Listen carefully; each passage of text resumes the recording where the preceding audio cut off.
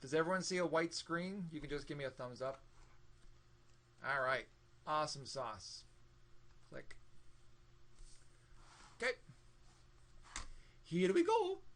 Section 1.1, Introduction to Graphing. By the way, my handwriting is terrible. Good thing I'm not teaching for a living. Oh, I'm so sorry. That actually does say Introduction to Graphing, believe it or not. Everyone should be familiar with what is called the XY plane. X-axis is the horizontal axis, Y is the vertical axis. And we can do a bunch of stuff with this thing. For instance, we can call out 2 points.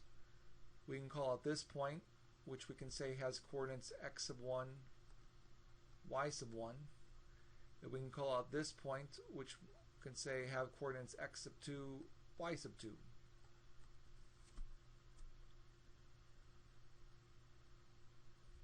And let's suppose we wanted to find the distance between the 2 points.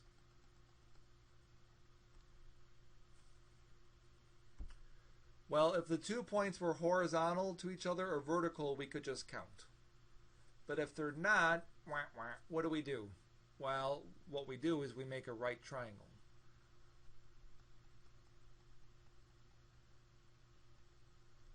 Because for any right triangle, there is an equation that relates all 3 sides. What's that equation?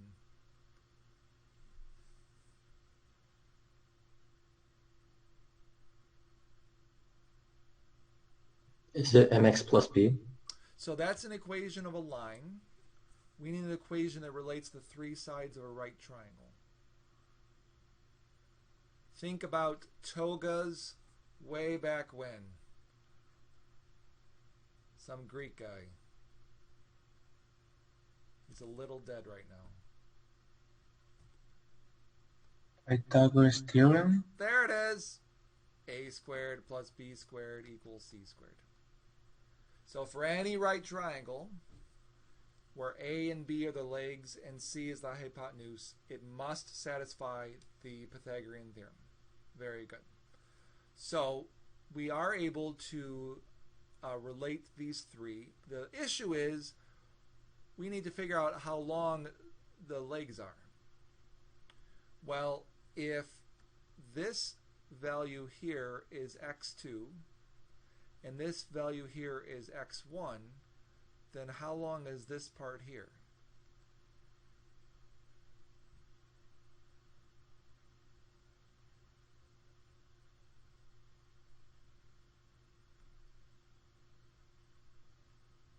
Let's play with numbers. If I told you that this was 5 units long, and I told you that this was 2 units long, then how would you find out how long this part is?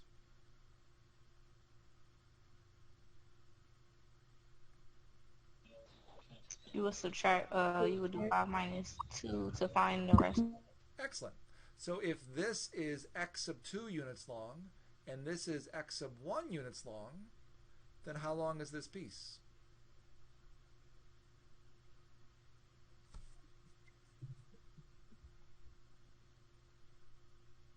Do the same thing here. Would it be 1? Well, we don't know what x sub 1 and x sub 2 are, so we have to keep those variables involved. So if this is 5 and this was 2, then this was 5 minus 2. If this is x sub 2 and this is x sub 1, then this is x sub 2 minus x sub 1. Likewise, if this is y sub 2 units tall and this is y sub 1 units tall, then what is that length there?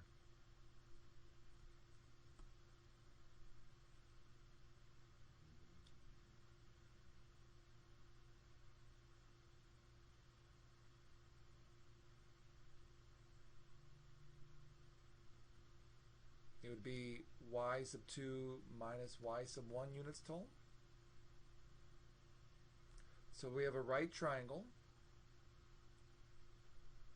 where this leg is x sub 2 minus x sub 1. and this height is y sub 2 minus y sub 1, and the hypotenuse is d. Oh, there's something in the chat. What if I click on it? What happens? Sorry, the meeting ID.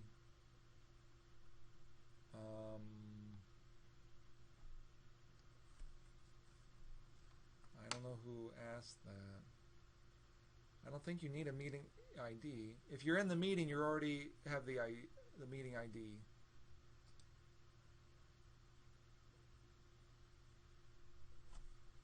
I don't know when that question came in. So this could work like our A. This could work like our B. And this is the same thing as our C.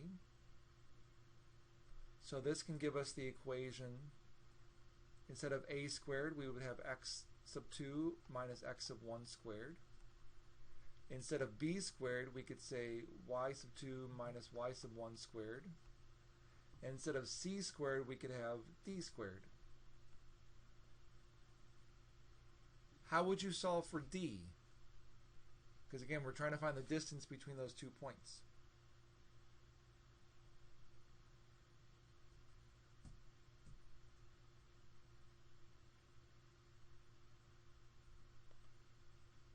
D currently has a square on it. How would you get rid of that square? Would you unsquare it or square root it? We would Divide. square root it. Very good. When you square root an equation, you technically need to include a plus or minus. However, because d is a distance, then we do not include the minus. We just say the positive radical. So this formula here is called the distance formula.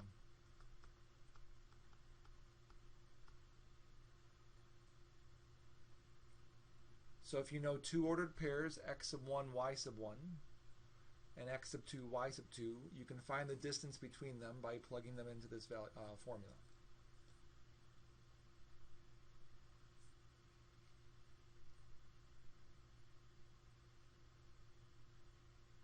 We will sneak in an example, but let's also talk about another formula, and that being the midpoint formula.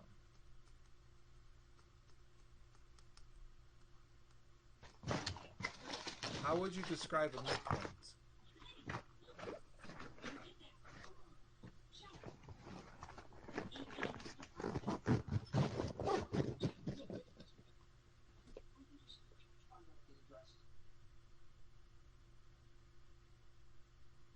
What is a midpoint?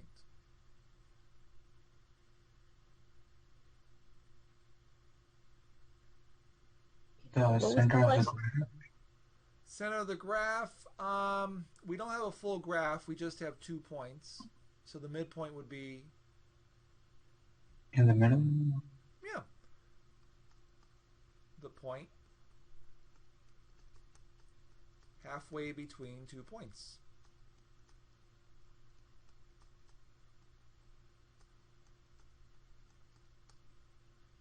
Awesome.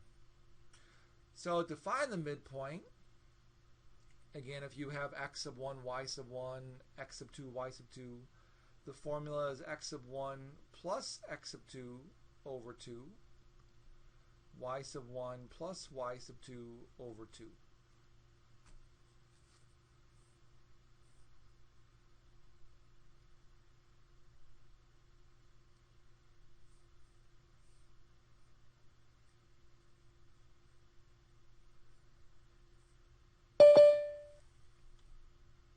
Boop.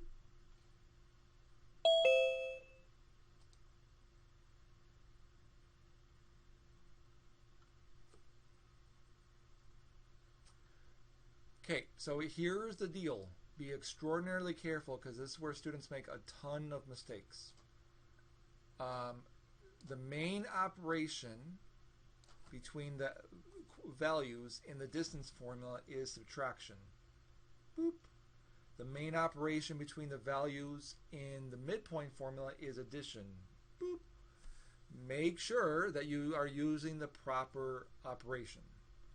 Now, there is a quasi-check with midpoint. If you were given 2 points, graph them real quick, and then graph your answer. If your answer does not appear to be in the middle of the other 2 points, something went wrong. And that something that went wrong is usually you subtracted when you should have added. So just a heads up. So now that we have all that stuff, we can sneak in an example. Does anyone have a favorite number? 7. Nice. Another favorite number? 5. There it is. More, please. 10. Sure. 3. So let's suppose we have the 2 ordered pairs, 7, 5, and 10, 3. And we were going to first find their distance, and then we're going to find their midpoint. So according to the, because we have these 2 points, we can say that the first point, 7, 5, will be labeled that x sub 1 is 7 and y sub 1 is 5. And then the second point, x sub 2 is 10 and y sub 2 is 3. Doesn't matter which point we declare to be the first point and which point we declare to be the second point. It rhymes with snow. No. No, it doesn't matter. The distance between A and B is the same as B to A. So because of that, we can just label it as the order in which we receive those points. So what we're going to do first for the distance formula is we're going to plug in all 4 numbers into this formula. So we'll get d is equal to the square root of the difference of the x's, so 10 minus 7 quantity squared, plus the difference of the y's, 3 minus 5 quantity squared.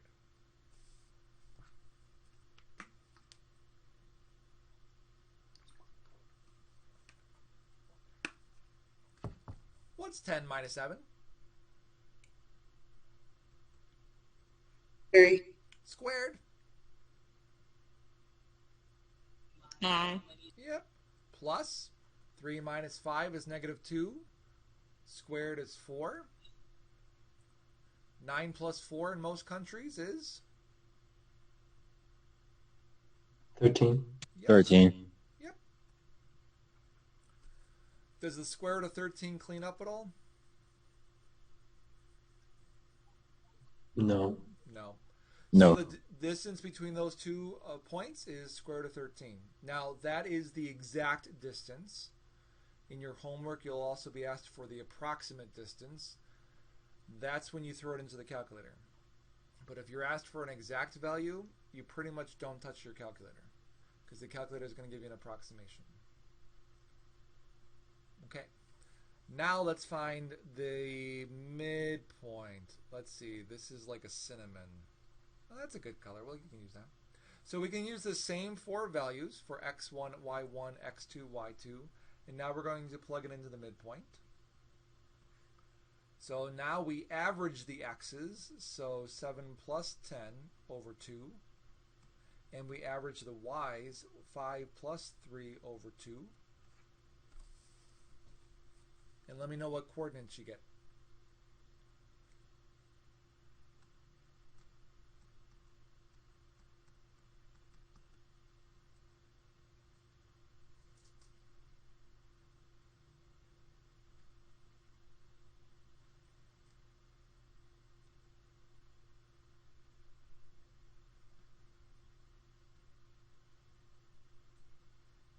Oh, and one thing to stress, because we're actually meeting, and this is not a purely online class.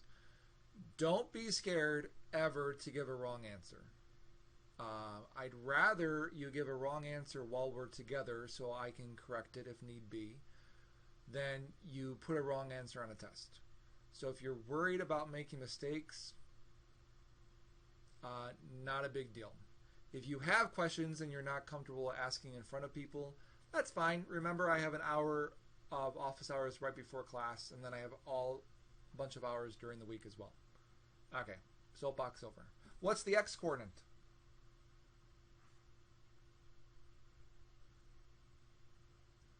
Eight and a half. 8.5. So that's a mixed fraction. Moving forward, it's better to have an improper than a mixed. So mixed salad, good. Mixed fraction, bad. So we'll say 17 over 2. And then Okay. then the y coordinate? 4. 4. 4. All right. So that point in cinnamon in the bottom right is the point that comes halfway between 7.5 and 10.3. So now let's start to put stuff together.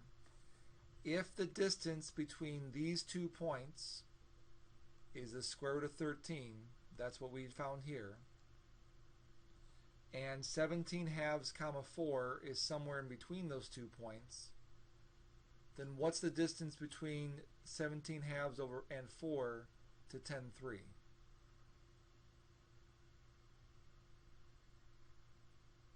I'm sorry, can you repeat the question for me? Sure. If the distance between the 2 original points in purple is square root of 13, and this point in brown here comes halfway between those 2 points, then what's the distance between 17 halves comma 4 and 10.3? So don't use the distance formula, you don't need it.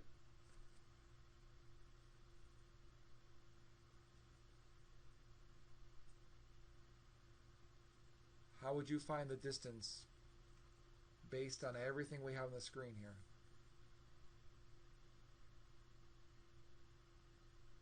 So if you are 10 miles from your friend and you say, let's meet halfway, how far do you each travel?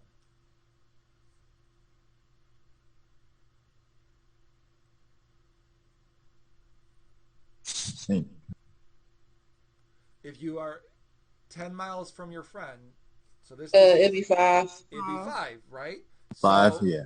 If these 2 points are square root of 13 units apart and they wanted to meet halfway, how far would they travel?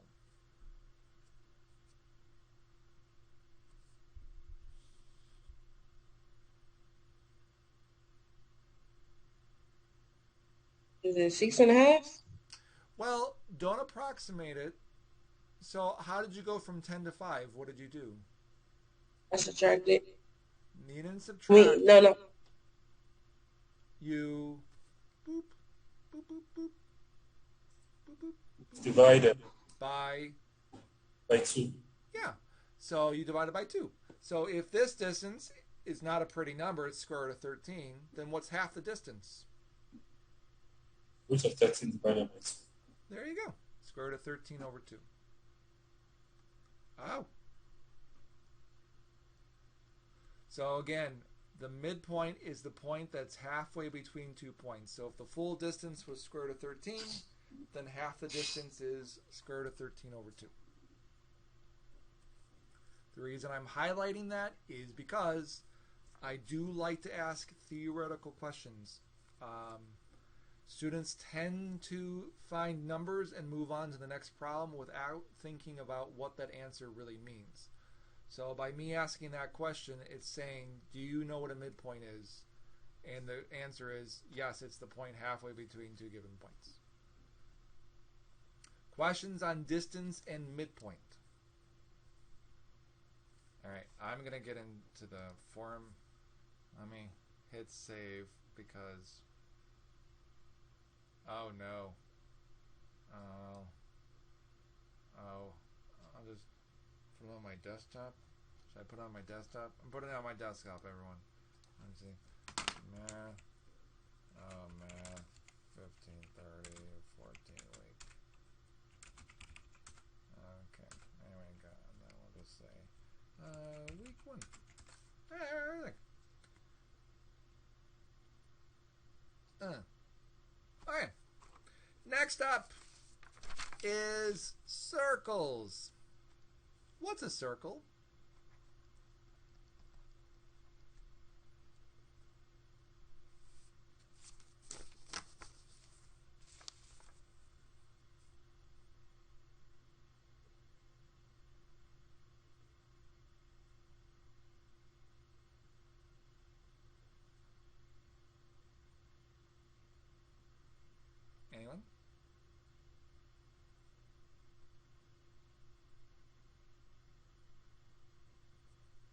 Like a rounded shape.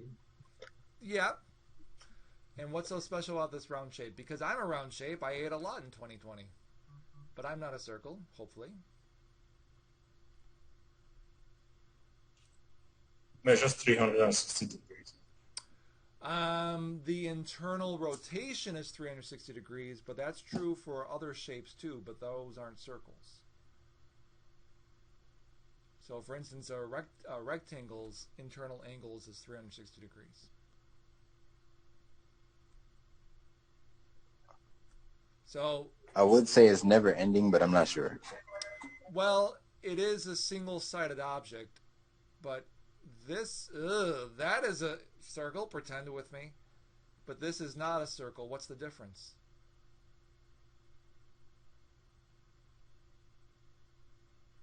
No angles. So this is the center from this. There is no right angles? Well, neither of these have right angles. Okay. So these are the centers of both graphs. There's something special about this one as opposed to this one. Is the distance here the same as the distance here? No, no, Oh, it's so basically the distance is the same no matter what direction? There you go. A circle is a collection of points. Equilateral? It's going to be a different word, but it has the same prefix, yeah. A circle is a collection of points. Okay. And the magical word is equidistant from a fixed point.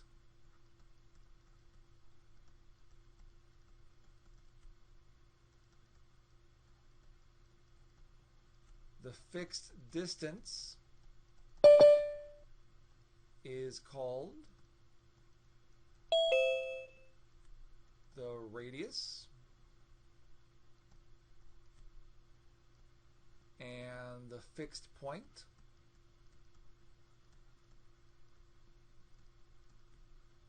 is called the center.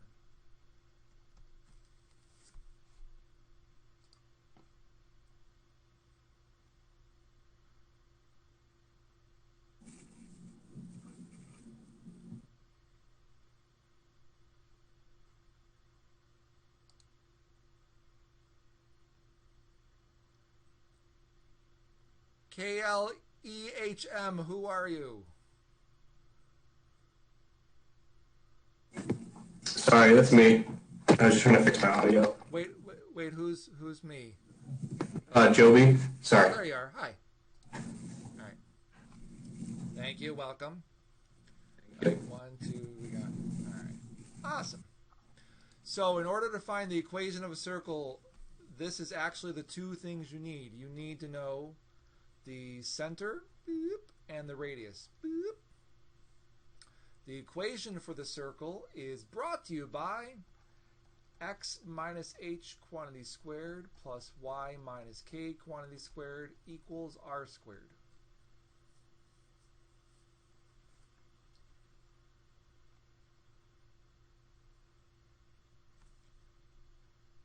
The center is given by the point h comma k, and the radius is given by the letter r.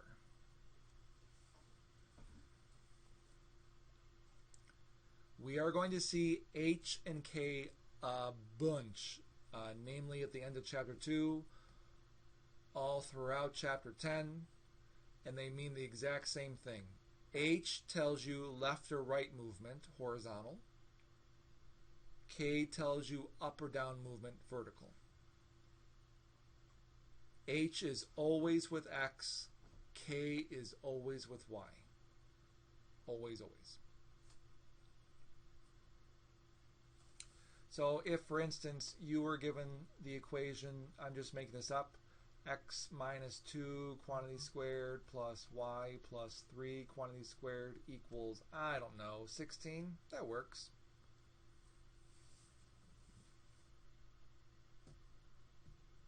Then where's the center?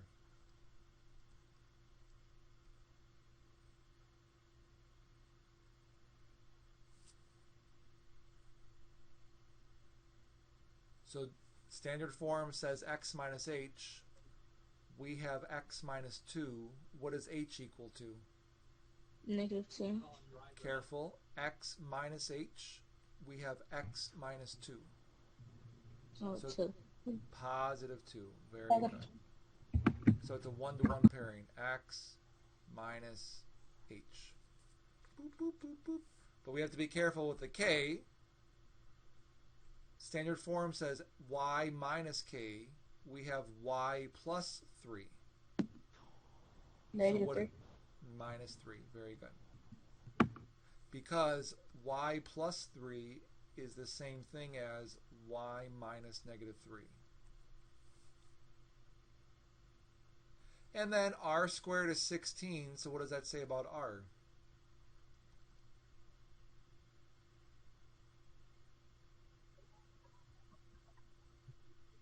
What squared is 16?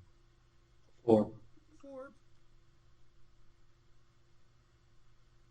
Also the same number of Oreos I can fit in my mouth. Don't ask me how I know. So if you were asked to graph this thing, start with the center. Full disclosure, this is not going to look like a circle. Start at the center, so 2, 3, 2, -3. Boop. I'm just going to write C for center. And then to get other points, you would just move away 4 units. So for instance, if we moved up 4 from the center, 1, 2, 3, 4, beep. And then to the right 4, 1, 2, 3, 4. Oh, this is already terrible. I regret everything. If we went down 4, 1, 2, 3, 4. And then left 4, 1, 2, 3, 4.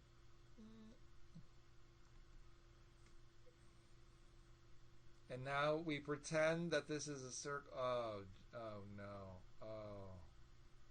This is... I've made so many mistakes. I'm just going to make that point bigger.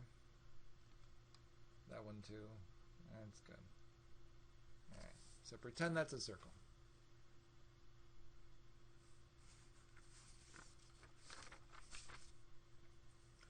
Now, there is an equation, there is an example, I should say, it's a video, that relates midpoint, distance, and circles together. Definitely want you to watch it, but to do a slightly nicer version of it, I'm just going to give you the gist. Suppose... Oh, no. Let me pick some nice numbers. 6, 7, and 8, 13. Hold on. Don't write those down. I'll let you know when it's safe. It's not safe. 10. 10. Much better. Suppose 6, 7, and 10, 10 are endpoints of a diameter of a circle.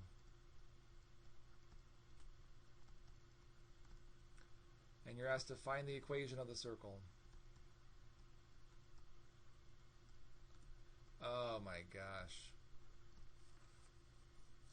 Handwriting is amazing.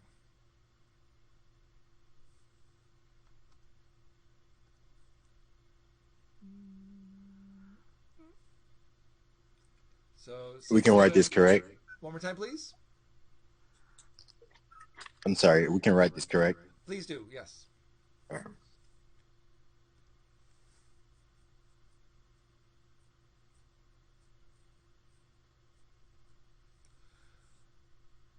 So there's a lot, I mean, like, not a lot of words here, but a lot going on. Let's break this down. What are we asked to find? The equation of a circle. The equation of a circle. Very good. There are 2 things you need to find the equation of a circle. What are they? The radius. Yes. Good. The center and the radius. Okay.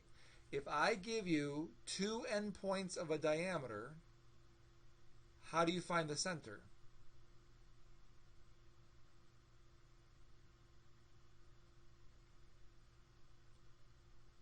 What's the relationship to the center to 2 points of the diameter of a circle?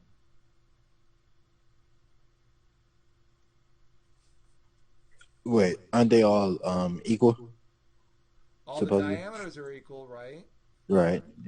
But what's the relationship between the center and two endpoints of a diameter? Rhymes with midpoint. The midpoint. There you go. So the midpoint of these 2 points would be the center. So we'd be halfway done. And then if I gave you two endpoints of a diameter, how would you find the radius? Would you divide them by 2 Divide what by 2? points? We don't want to divide the points by 2. Divide them by the midpoint. We don't want to divide them by the midpoint. It doesn't it doesn't make sense to divide by a point. Is it to add them? So if we could figure out the length of the diameter, how would we find the radius?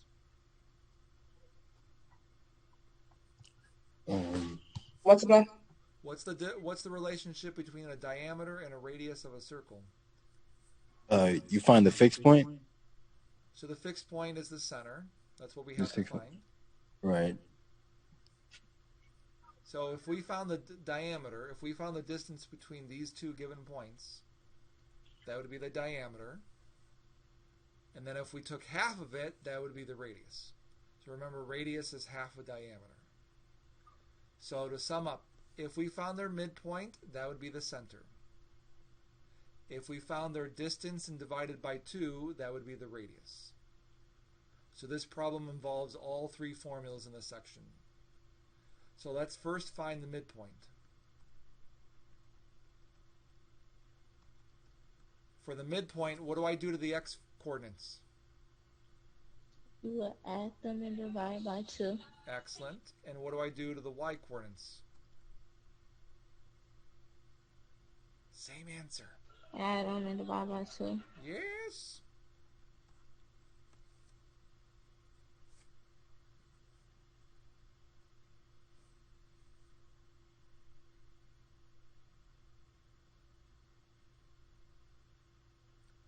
So 6 plus 10 over 2 reduces down to?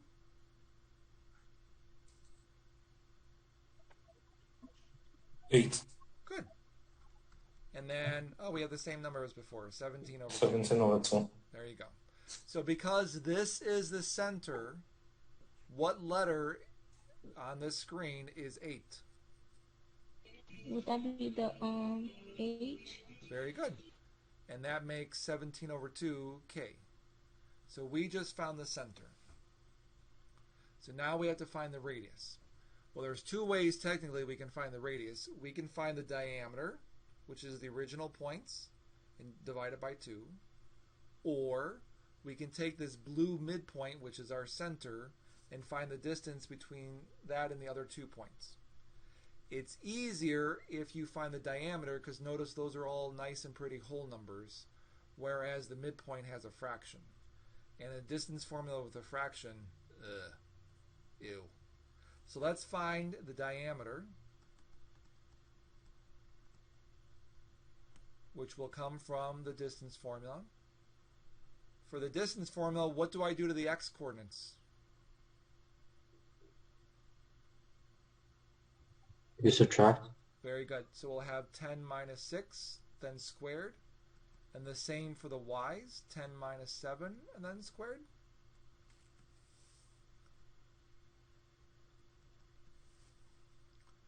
So clean that up.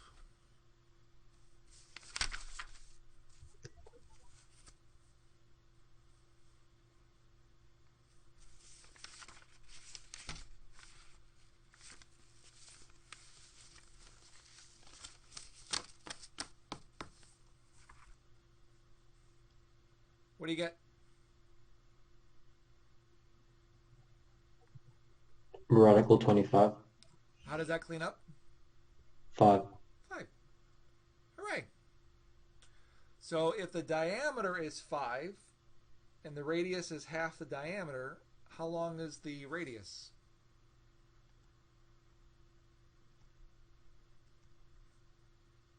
2.5. I gotta find the improper fraction. Yep, that'd be just 5/2. Very good, thank you. All right, so we have an H, we have a K, we have an R. Let's put it together. So in this formula for the circle, X and Y are your variables. They do not change. So we would have X minus H, so X minus 8, quantity squared, plus Y minus K, Y minus 17 halves, quantity squared, equals, be careful here, R squared. R is the fraction 5/2. Notice I'm putting parentheses because if I don't put the parentheses, it looks like you're just squaring the 5 and not the 2. What is 5/2 quantity squared? Wouldn't it just be 5? Because it would cancel out or something. Oh, man. Well, it wouldn't cancel out. You would just square each part. So 5 squared would be 25, and 2 squared would be 4. So in black at the bottom there is the equation of our circle.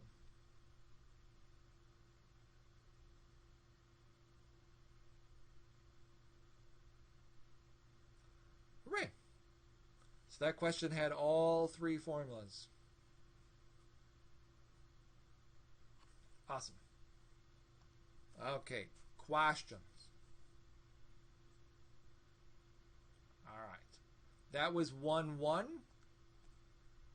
1.2. Functions and graphs.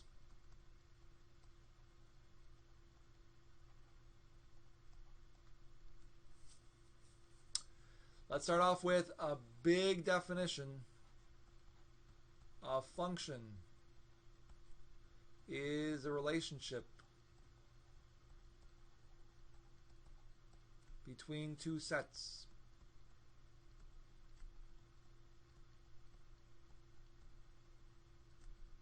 Where every element of the first set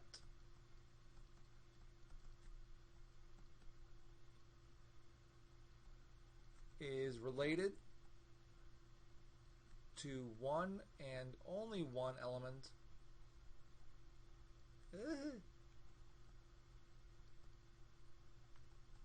of the second set.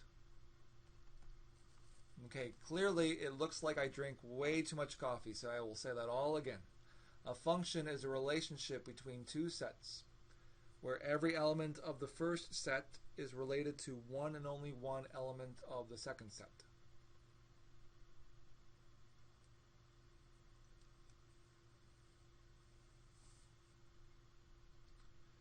So, for example,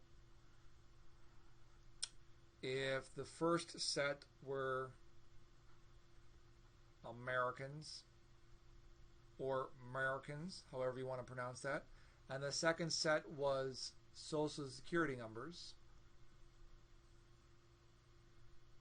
each American has how many Social Security numbers? Hopefully.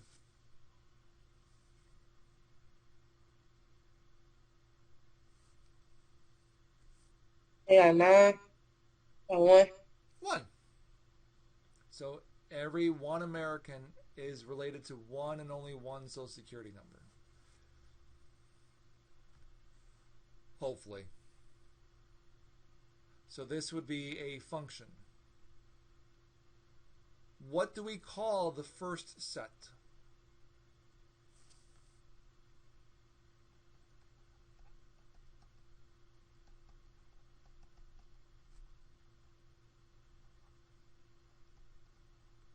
It rhymes with the type of lettuce.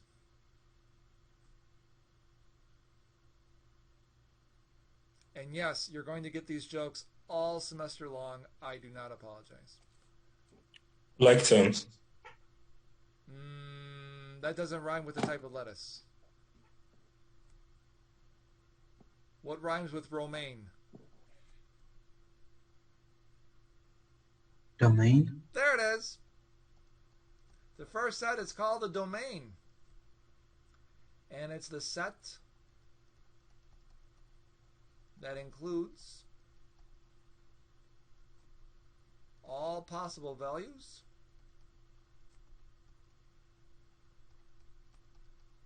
for the independent variable.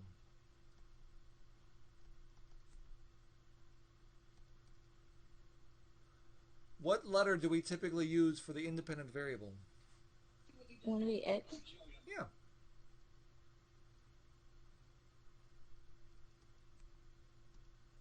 Excellent. What do we call the second set? Range. Excellent. The second set is called the range. And it's the set that includes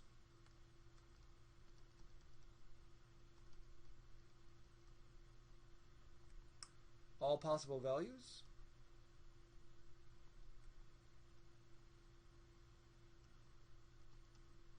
for the dependent variable.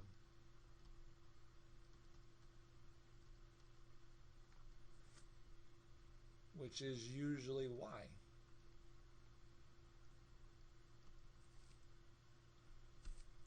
What does the dependent variable depend on?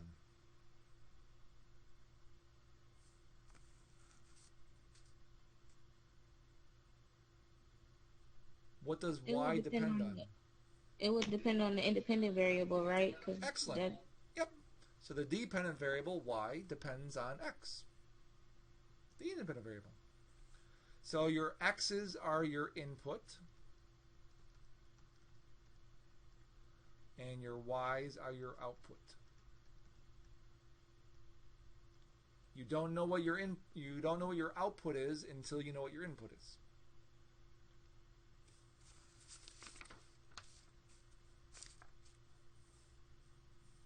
Good. So another way to define a function, which is a very, very, very, I don't want to say watered down, but just it's watered down, is every x goes to one y. Every input goes to one and only one output. So if you're ever asked, hey, is this a function? That's basically what you're going to. Does every input go to one and only one output? So that will be a reoccurring thing. So like for instance, if I had the points 2, 3, I don't know, 5, 7, 10, -1, 4, 8. And remember, when we write ordered pairs, it's always x comma y, unless otherwise stated. Is this a function? Does every x go to one and only one y? Yes. Yep. Can you give me a point to add to this mix so that it's no longer a function? 4, 7. Yeah, if we added 4, 7, then notice that 4 goes to 8 and 4 goes to 7. Well, that 1x goes to more than one y. Not a function. Ignoring what I have there in purple, what if I had the point 6, -1? So have the black numbers and the red numbers now, ignoring the purple. Is this a function? Yes. No. Yes. Is that a 6 and a 1? 6 and a -1, sorry. Oh, yes, thank you. Yeah. So 10 goes to -1, 6 goes to -1. It's still a function because those are two different x's. It's okay if they go to the same y. As long as 10 doesn't find out about 6, it's fine. Okay. So as long as every x goes to one y, you got yourself a function. Now, mathematicians are very lazy people. So what we tend to do is we tend to rewrite things in notation. And so let's talk about function notation.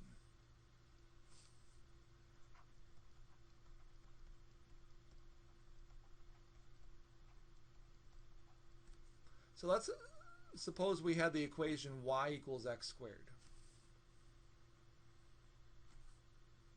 If you have this equation, does every x you can think of give you one and only one y?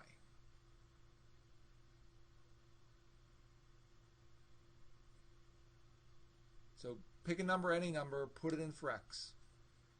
And then how many results do you have for y?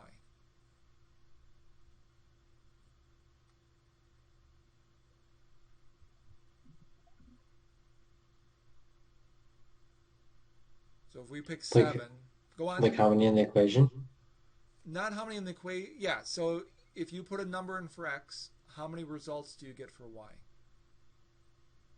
Infinite. If you put in one number in for x? One. Yeah. Ooh, echoey. Yeah, if you put in one number in for x, like 7, 7 squared is 49. 49 is one number, so the number 7 went to the number 49. If you put in 12, 12 squared is 144. 12 went to the number 144.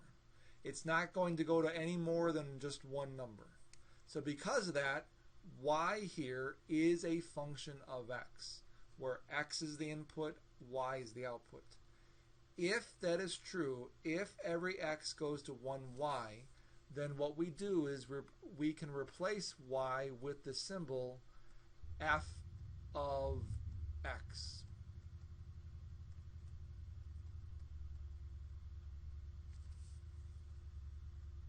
So notationally, meaning using symbols, the symbol y is the same thing as f of x as long as every x goes to one and only one y. The only thing is, by saying the symbol f of x equals, you're telling the viewer, hey, this is a function. Just because you have y's and x's does not make y a function of x. So if I had in purple here, y cubed minus x squared plus 8 equals 9x. Y is not a function of x. I can put in a bunch of, wait, let me change that to a 2. Now I fixed it. I can put in a bunch of numbers in for x. I can put in one number in for x, but get more than one number for y. So we don't want that. But if it is true for every x you get one y, you can replace the y with the symbol f of x. Please note, this is not meaning f times x. This means f of x, the function evaluated at x. So with that, let's talk about evaluation.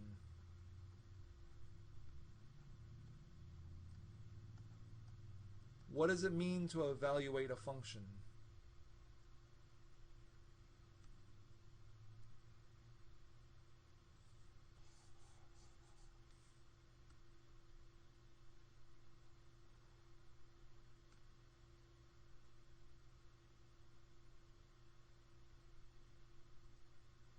Is it like plugging in? Yeah! I was drawing an outlet. Very good. Okay. You stopped me before I got to the knife, which we don't want to do. There we go. Good. Evaluating a function means plug it in. So if, for instance, I had the function f of x equals 3x squared plus 8x, and I wanted to find f of 2, that means that replace all the x's with 2. So that would look like 3 times 2 quantity squared plus 8 times 2. Do your order of operations. 2 squared is 4. times 3. 12. 12. Yep. Plus 8 times 2 is 16. So the total would be 28. What ordered pair did we just find?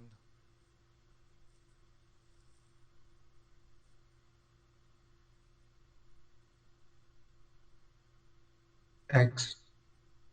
So what number did we put in for x? 2. Good. And what number did we get out for y? 28. 28. Excellent. So we just found the ordered pair 2, 28.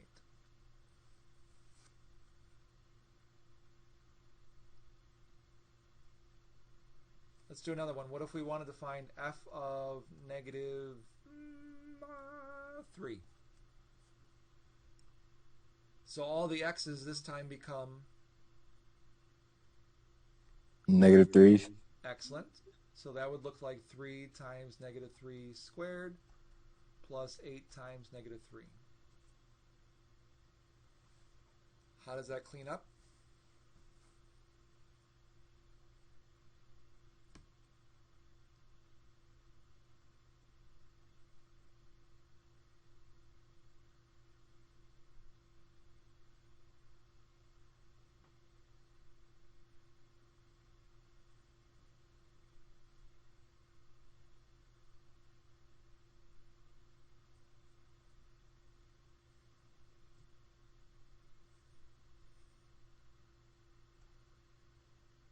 What's one less than the number of Oreos I can fit in my mouth?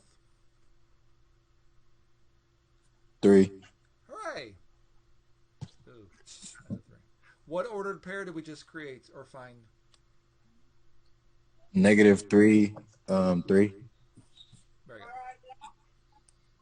What if we wanted to find f of m?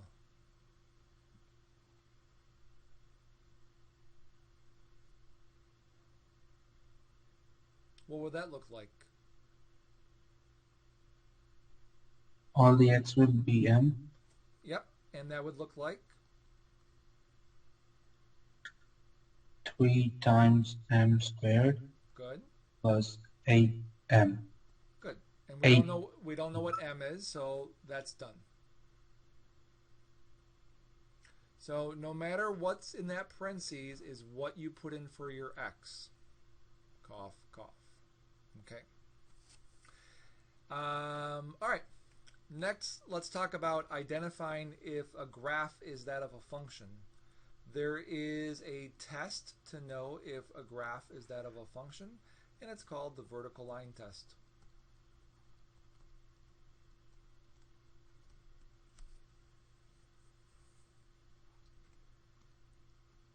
And it says if every vertical line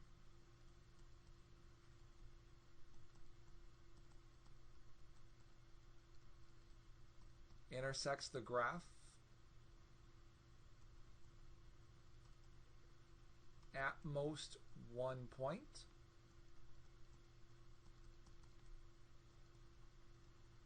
the graph is that of a function. If every vertical line intersects the graph at most one point, the graph is that of a function.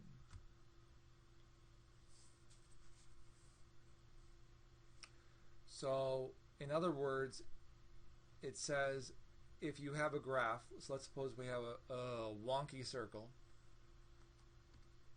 and if you were to draw a line, a vertical line namely, if you hit that graph in more than one spot, then it's not a function.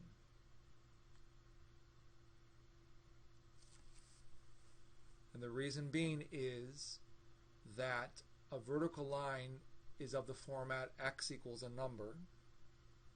So for our circle here, we just said that, hey, for this specific x value, how many y values did we find? 2. And for a function, can each x have more than one y? No. No. So this is why the vertical line test works. If, though, on the other hand, it was a vertical parabola, like that, then you can draw any vertical line you want. You're only going to hit the graph one time. So is this guy a function? Yes. Yep. So circles, not functions. Parabolas, good. Now, to be extraordinarily clear, there we in this class are focusing on a specific type of function, and that's called a rectangular function, because we're talking about the xy plane. When you go to trig, if you go to trig, circles can be functions, but they redefine function. I'll let you worry about that later. Don't worry about it now. Unless you like worrying, then feel free to worry about it. Okay. Questions on the vertical line test? Okay. So associated with every type of function is a domain. If you were looking at a graph, let me just make one up here. Boop, boop, boop. Give me a second to make one up.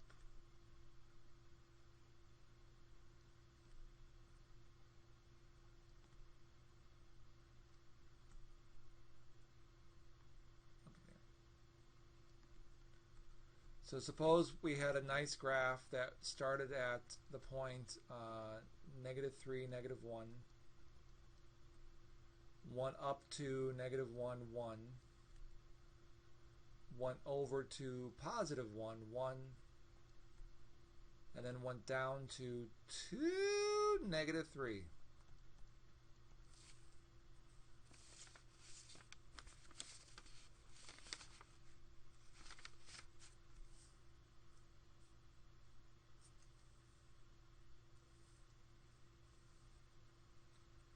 And what we're going to do is we're going to find domain and range.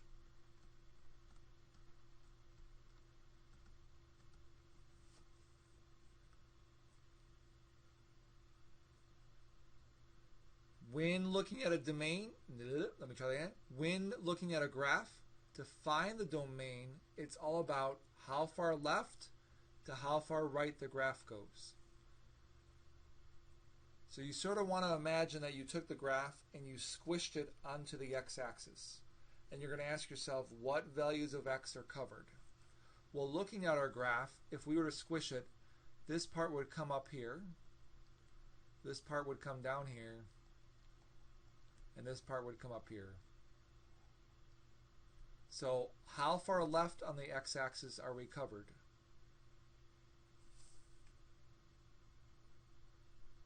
You're coming over to the right 5. So always left to right. So how far Oh, left? -5. -3. 9 to 5. That's a 3. That's a -3. -3. Oh, negative. -3. It's a large print edition. It's okay. Do we include the -3?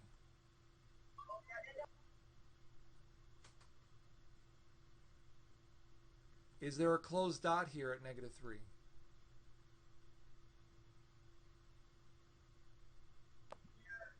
Is there a closed dot? Yes. Yes. So we would put a bracket, Okay. comma.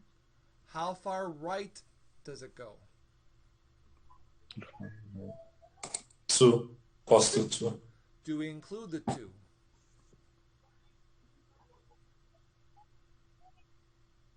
Is there a closed dot here? Yes. Yeah. So the domain for this graph in black would be -3 to +2 inclusive. So domain always left to right. Range. And we did Please. that from the y point. I'm sorry. We did that from the. Like to find those numbers. We did that from the y point. No, just that I gave the coordinates. So this point has coordinates -3, -1. So the x coordinate's -3. And this Okay. x coordinate is 2. And Oh, okay. Never mind. that's okay. And there's no gaps in between. There's no holes or jumps or anything. So everything from -3 to 2 is good. Is it okay? Yeah. All right. Range is bottom to top. How far down does the graph go to how far up does the graph go? So now pretend you're taking the graph and squishing it to the y-axis. What's the smallest y value that's in the range?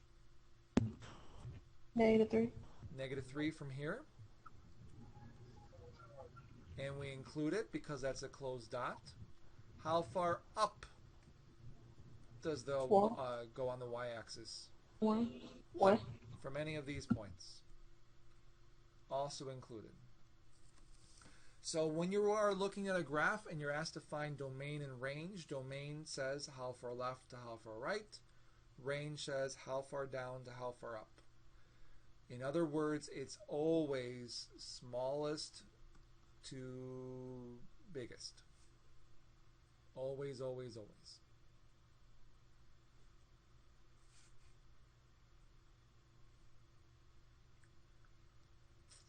But that's a graph. What if we don't have a graph?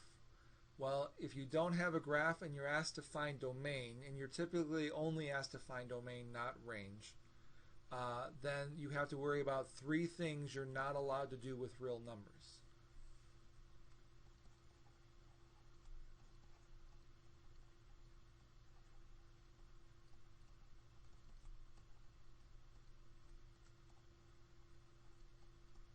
What's one thing you can't do with real numbers?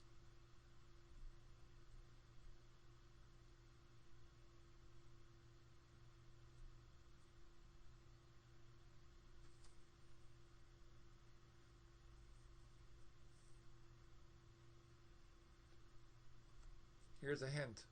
Boop, boop. Divide. By. What Put number it is over that? 0. Yeah. You cannot divide by 0.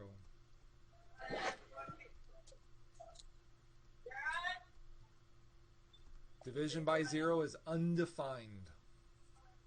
It's going to cause problems for us in Chapter 4. It's going to cause more problems in Calc 1. What's another thing you can't do with real numbers?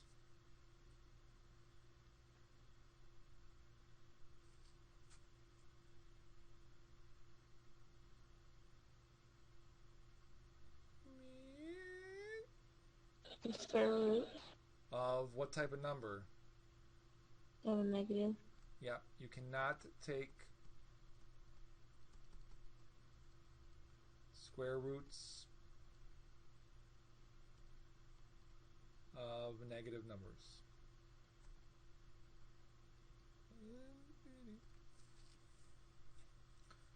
Because when you square a negative number, it's no longer negative. Now, to be honest, it's not just square roots, it's also 4th roots and 6th roots, but for us, square roots are fine. There is a third thing. To be honest, we don't need the third thing until Chapter 5. So these are the main 2 for right now. So if you were given a function, I'm just going to make one up. If you were given f of x equals 2x plus 4 over 2x minus 5, and you were asked to find the domain, you would go through this checklist. Is there a possible division by 0 for this function?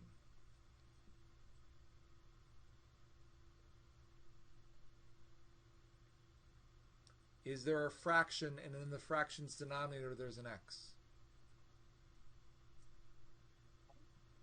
Yes. Yeah. So because of that, we have a possible division by 0. So we can possibly violate the first one, which we'll deal with.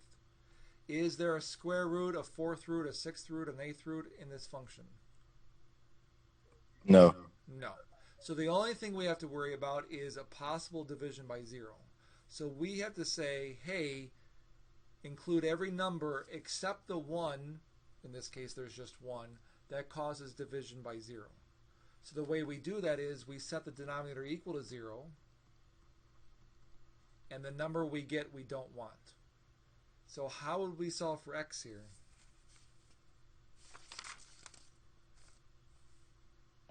We would. You said solve for x. Yes. So you would add 5 to both sides, Good. and then you would divide by 2 to figure out what Excellent. x is. Perfect. So if x were 5 over 2, the numerator would be 9, because 2 times 5 over 2 is 5, plus 4 more is 9. The denominator would be 0, and 9 over 0 is undefined. So because we don't want the denominator or the denominator of the fraction to be 0, our domain would be everything but 5 over 2. For me, you can just write x not equal to 5 over 2. However, for your homework,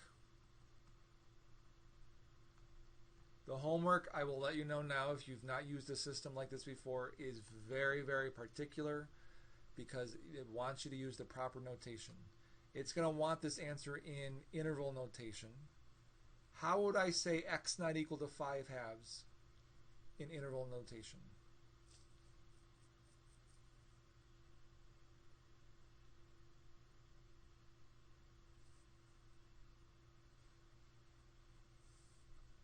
So if this were the whole number line and this were 5 halves, we wouldn't want it. We would want everything to the left of it and everything to the right of it.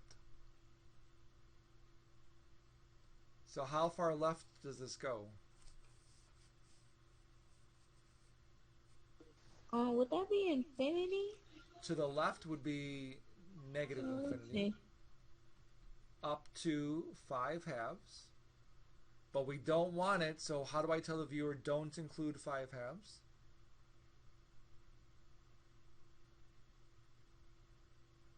Rhymes with parentheses.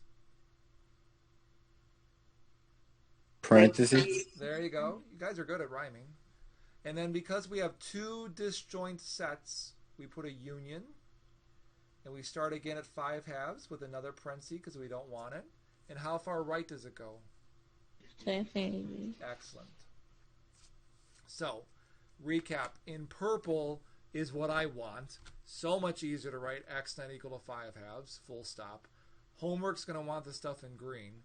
To be honest, the stuff in green is the acceptable notation in a calculus class. So, I'm doing you a disservice by saying, don't worry about it.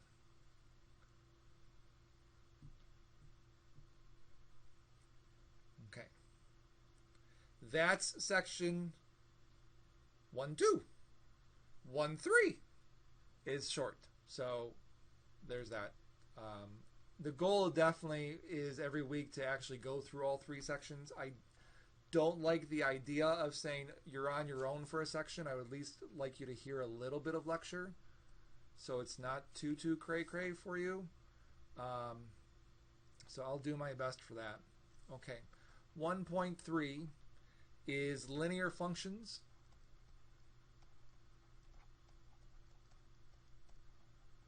Slope and applications.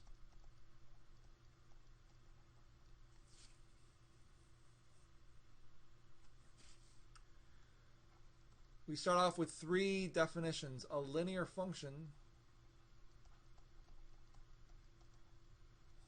is of the form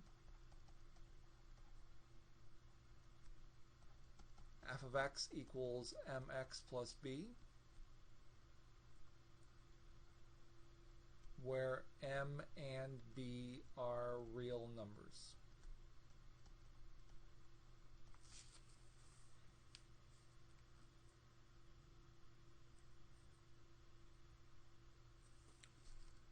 So anything that's a non-vertical line is covered in this definition.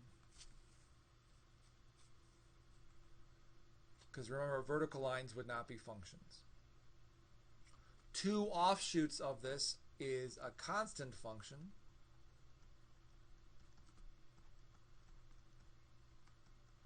has the format f of x equals b.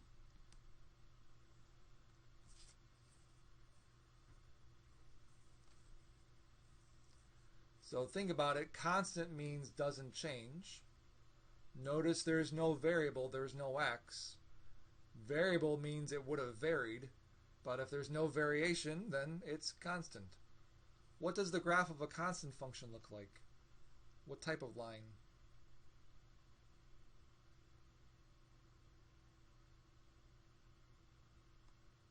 Rhymes with horizontal.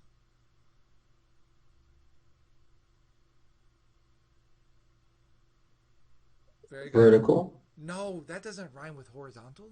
What rhymes with horizontal? Horizontal rhymes with horizontal. Yep. A constant function is a horizontal line.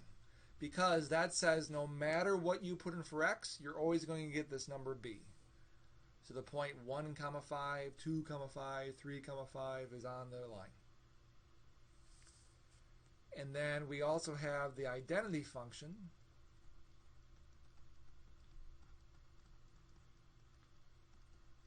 Is a very specific function, f of x equals x.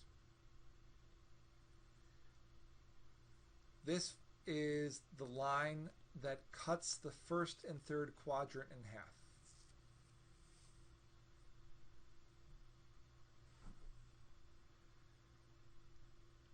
For right now, that's just a hey, it exists.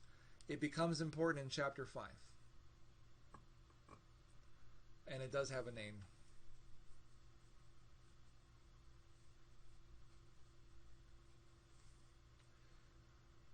So remember, if you have the format y equals b as your equation, the graph is a horizontal line.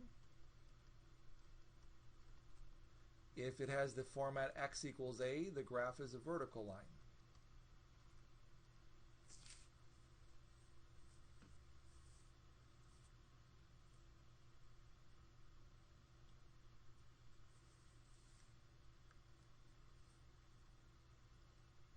And related to all non-vertical lines is the concept of slope. Slope, as you should know, is change in y over change in x. Also known as rise over run.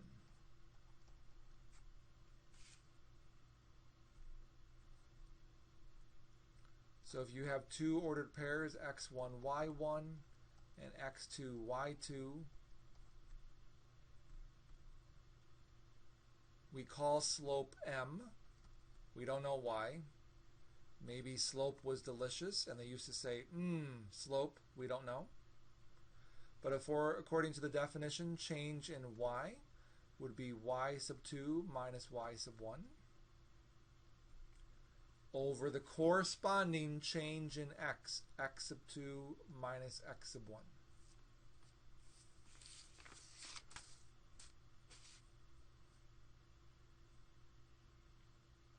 So when I say corresponding, that means that this better come from one point and this better come from the other point.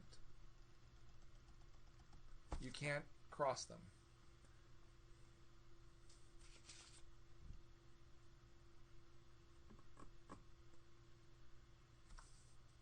If the slope is positive, tell me about the corresponding line.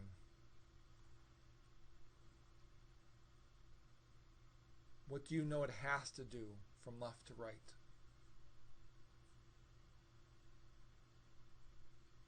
If it's positive, it has to be vertical, right? No.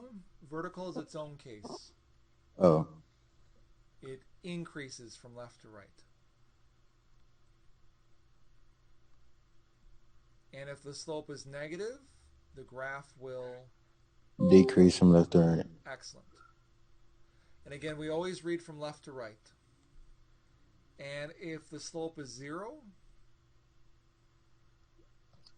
it will stay the same. Yep. So this is your constant function. Very good. And this is the one you were referring to. If the slope is undefined, that's your vertical line.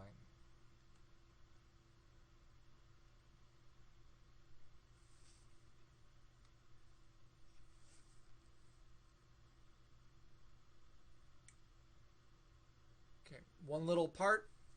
I think we go to 725. Is that right? Or is it? I hope it's not 720. I think it's 725. It's 725. Woohoo! We can do it.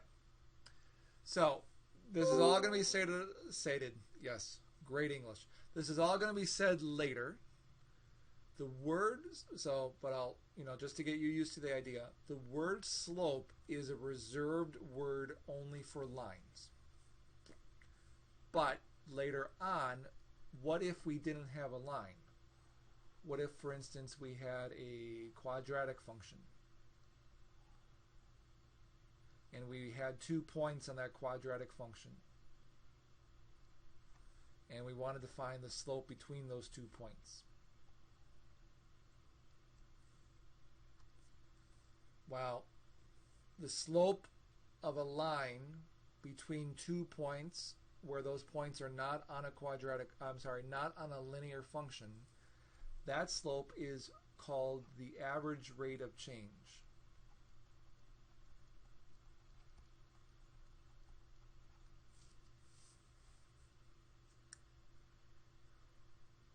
Don't get scared with the terminology. Average rate of change is just slope. The only difference is notation will change.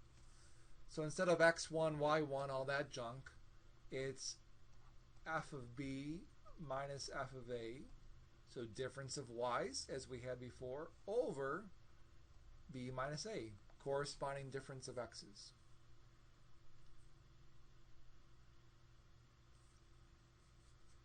So for example, let's suppose we had a function s of t is negative 16t squared plus, I'm just making this up, 20t.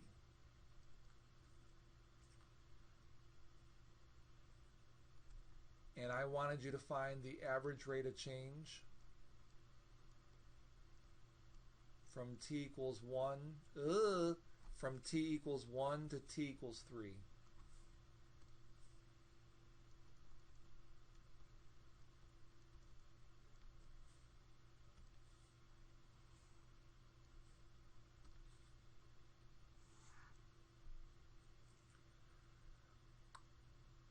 So instead of f of b, instead of f, we have s.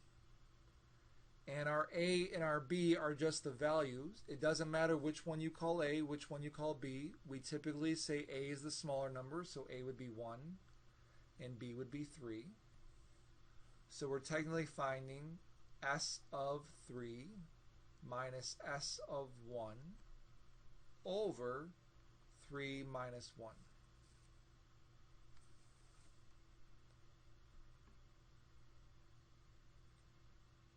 S of 3 says to do what with that 3?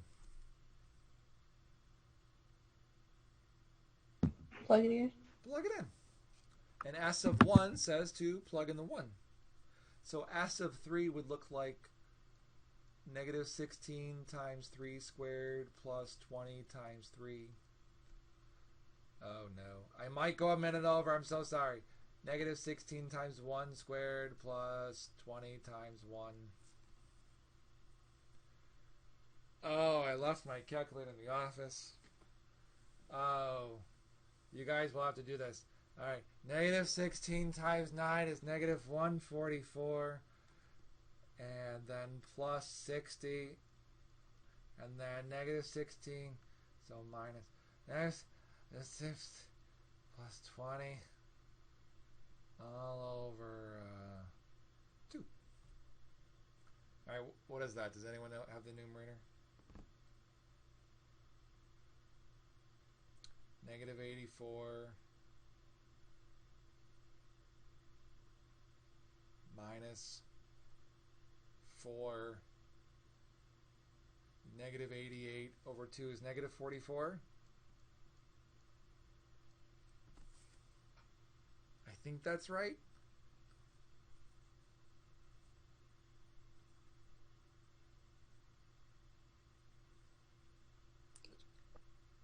So if you were to graph this function, negative 16t squared plus 20t,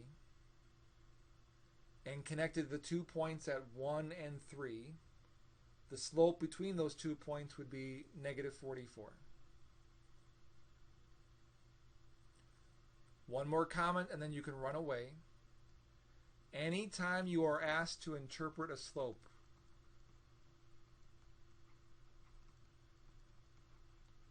it's always the units of the function per PER the units of the variable.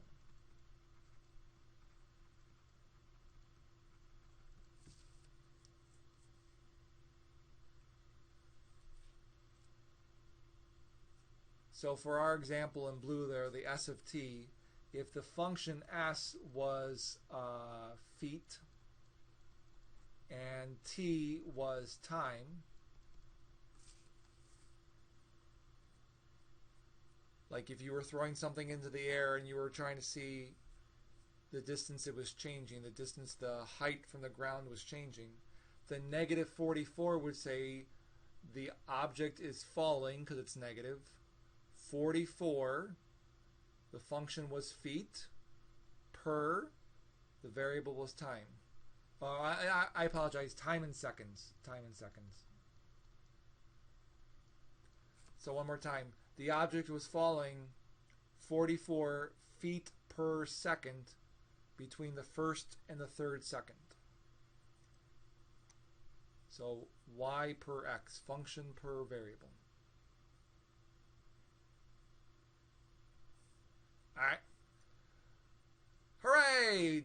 1 day down, 13 more to go. Well, classes like this anyways. Get registered for your homework if you've not done that already. Definitely read the Blackboard messages. You got some stuff due by next Monday. Please do all that good stuff so you don't get dropped from the class. I have office hours as shown on my syllabus. I'm on campus Monday through Thursday, so feel free to pop in, or an hour before we meet on Tuesdays, or I also have online hours Monday. If none of that meets your schedule, make an appointment with me. If I'm not playing video games, I'll be available to meet. I play a lot of video games. Anyways, other than that, very nice to meet everyone, and I'll see everyone next week. And I'll post the video on my website later tonight. Okay, one question before I go. To get to the My Math Lab, basically we'll have to register and it'll just put us into the class, or? So definitely watch the website overview video. You're going to go to the website that's in the syllabus. I'm on the syllabus right now, so basically... Under homework, you'll see portal dot something something. You'll go there. You'll type in the course ID, which is the McCraith 5 numbers. Okay. You'll make an account. And then the next page after that will say to either put in your access code that you bought from the bookstore, or you can buy the code from Pearson, which is cheaper. Or if you're waiting for monies, on the bottom of that page, it'll say 14 weeks. I'm sorry, that'd be wonderful, 14 weeks. 2 weeks access for free, 14 days for free. So any one of those 3 options, everyone should be doing today. Okay, thank you. All good? Anyone else? Any other questions? All right. Where can we access the book? So the book, again, please watch the website overview video. Once you're in My Math Lab, your homework quizzes in the ebook are there, and I show you that in the other video. In the one video. Okay. Sure. Other questions? Thank you. Thank you. Have a good one. Take care. Yeah. Bye. Ooh, I gotta stop sharing. Boop.